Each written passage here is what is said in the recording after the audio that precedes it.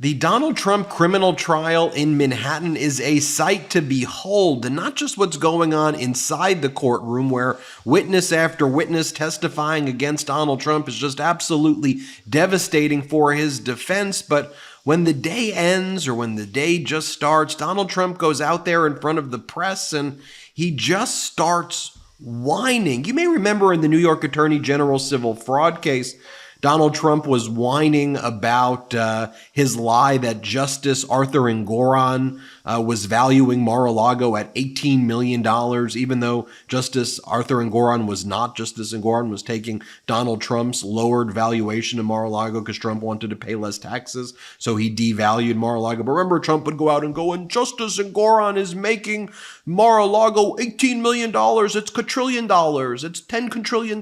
It's like, it'd be like the most embarrassing thing. At least he was like talking about numbers, I suppose, because now in the criminal trial where witness after witness is talking about hush money payments that Donald Trump's making and falsifying business records and how he would put out this fake news with the National Enquirer. So he now goes outside and he just whines about the temperature in the courtroom and how cold he is and how he needs to sit up. It's like the most pathetic thing ever. Here, for example, as Donald Trump is exiting the courtroom, he just continues to whine and whine and whine. So here's just one of the videos of Donald Trump saying how cold he is, how freezing it is in the courtroom. Here, play this clip.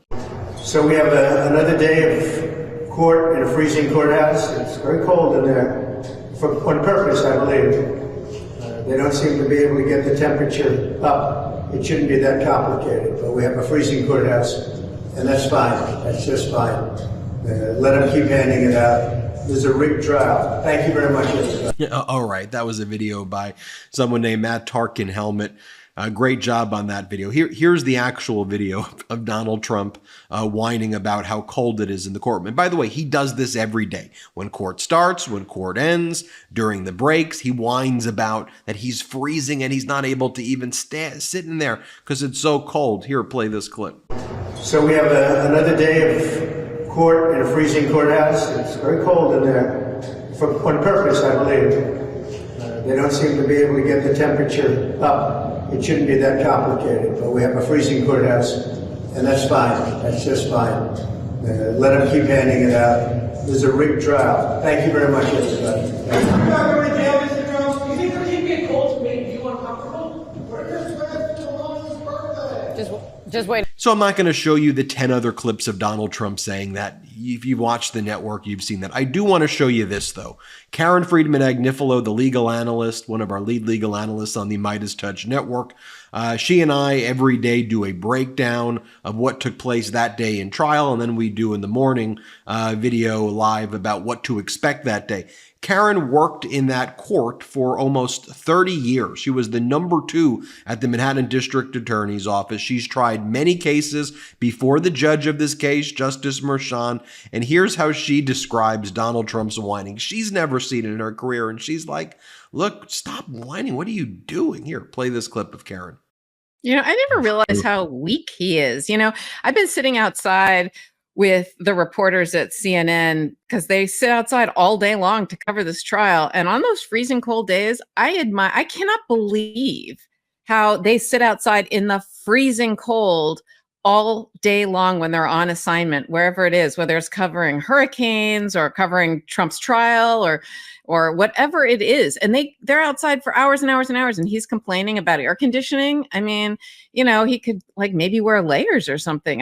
What a whiner. It's just so strange. Yeah, it's a government building that I worked in for 30 years. The heat is terrible. The cold is terrible. The bathrooms suck. That's what it is. That's what people go through in the real world who don't have gold toilets. Like, the fact that he whines about it is just so incredibly just irritating to me. So that is an analyst on the MeidasTouch network. Again, someone who is incredibly experienced, was the number 2 in the Manhattan District Attorney's Office, just saying it like it is, saying just stop whining and could we just be normal?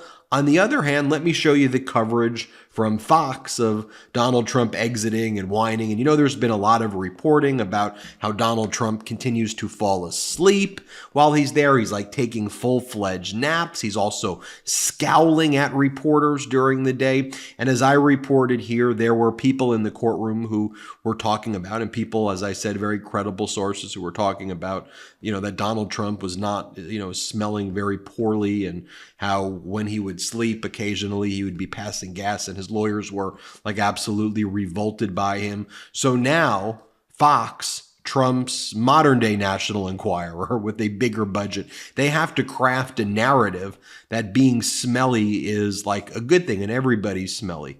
So here on Fox, the correspondents now are saying that they never take showers, and why would anybody take showers, and everybody should just smell. I kid you not. This is the narrative that Fox is making because Donald Trump has a putrid odor. So now Fox is saying, look, doesn't everybody not take showers? This is what happened after Donald Trump exited the courtroom. Play this clip. Before, I want to hear your take on this, Charlie, because clearly you don't take. It's not about a stigma. It's called manners. Yeah. You don't want to smell bad for other people. So you don't take multiple showers? No, showers are terrible for you. They're awful. Huh? Wait, are you serious? They are. I take showers if I'm going to be around people. But this is why you live on a farm. You live on a farm. You don't have to take showers. No, but you keep your distance. Are you slapping the hogs and then not showering? Sure. Oh, boy. It's good for you. Oh, boy. Showers are terrible for you. Shannon. What? You don't have any evidence. I just want to get like some Axe and spray you down. How do you say it's dangerous for our health?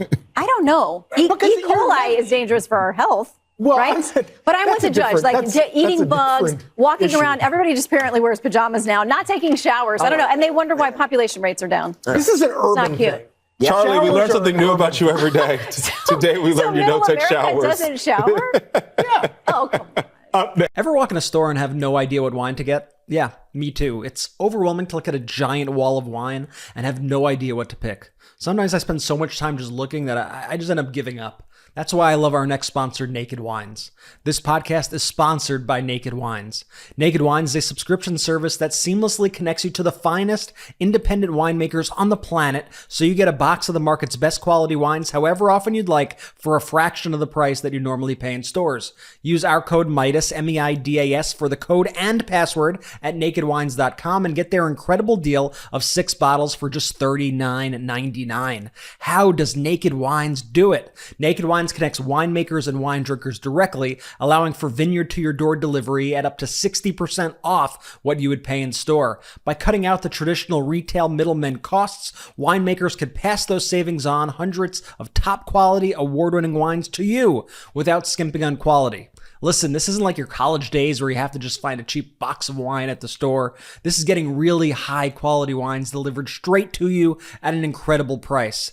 I recently enjoyed Naked Wine's bottle of Cabernet right from here in Northern California in my most recent shipment. I love that Naked Wines gives you a quiz that matches you with the exact bottles you love. I personally like bolder, red wines, and it always pairs me with the perfect bottles that match my preferences and saves me a trip to the store. So head to nakedwines.com/Meidas and click enter voucher in the top right and put in Meidas for just the code and password. That's MEIDAS to get 6 bottles of wine for just $39.99 with shipping included. That's $100 off and less than $7 per bottle. That's nakedwines.com/Meidas and use the code and password Meidas and grab 6 bottles for just $39.99. One last time, that's nakedwines.com/Meidas, code and password Meidas for $100 off your first 6 bottles. Also, as Donald Trump exited the courtroom on Friday after another devastating day of trial,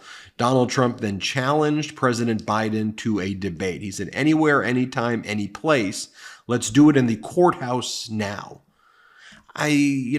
Invitations will be sent, Donald. There'll be a time and a place with real journalists asking questions.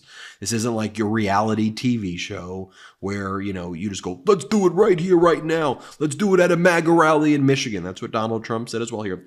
Let me show you this clip. Let's play it.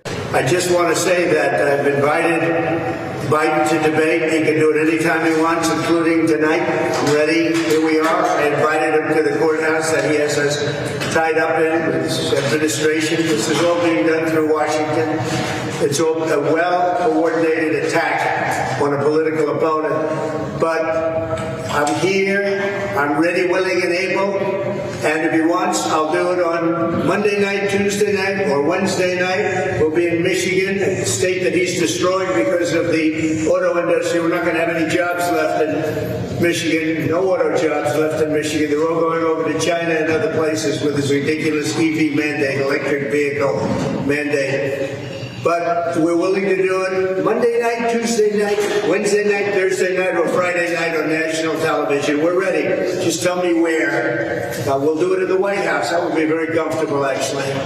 But you tell me where. But we're ready. He's obviously not showing up now. We heard nothing.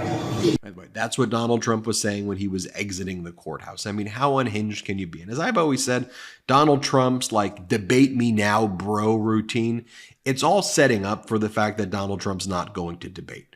His pathology is so easy to predict. He's just going to claim in the future, I offered to debate in the courthouse or at a MAGA rally. I don't want to debate in front of fake news media. I don't want to debate in front of that. It's so unfair. You're going to have these reporters. I said, let's do it in the courtroom, and Biden wouldn't do it. That's Donald Trump's pathology. That's his shtick. That's what he's going to do.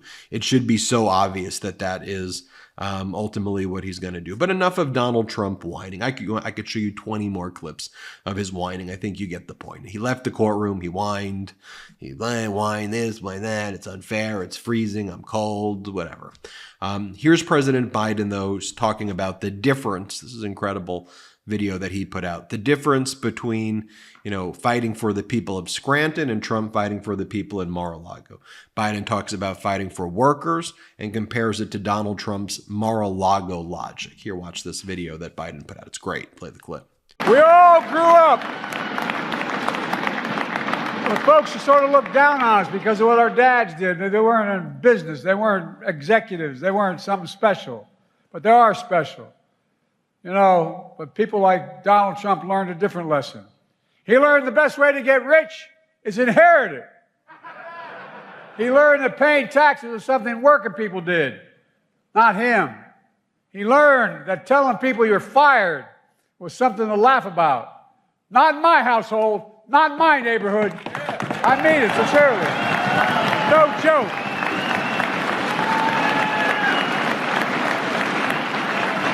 Especially being fired because you had no protection. Folks, I guess that's how you look at the world from Mar-a-Lago. The Biden campaign also left this weekend message on their account. Ready for the weekend, and it's President Biden with his dog. It's Vice President Kamala Harris with her dog. Get ready for the weekend.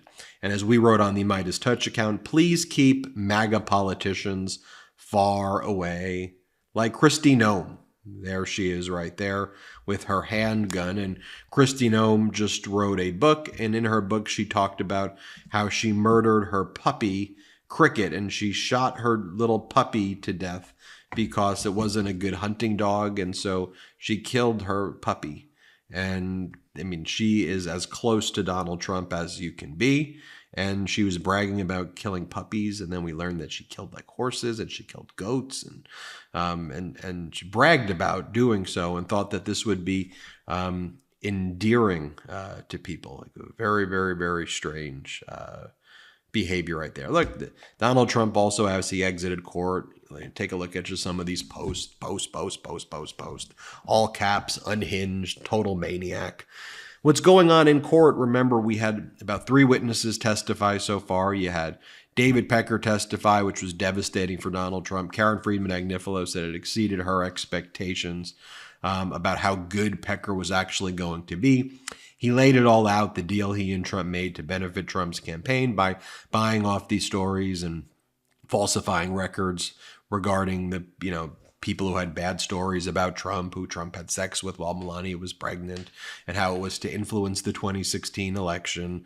Then we had Trump's personal assistant talk about how she had personal access, as did Trump, to Karen McDougal's phone number and Stormy Daniels. You'll hear from, there's a banker at who was handling some of the money that was used for the payoffs and the hush money payments. So not a good week for Trump.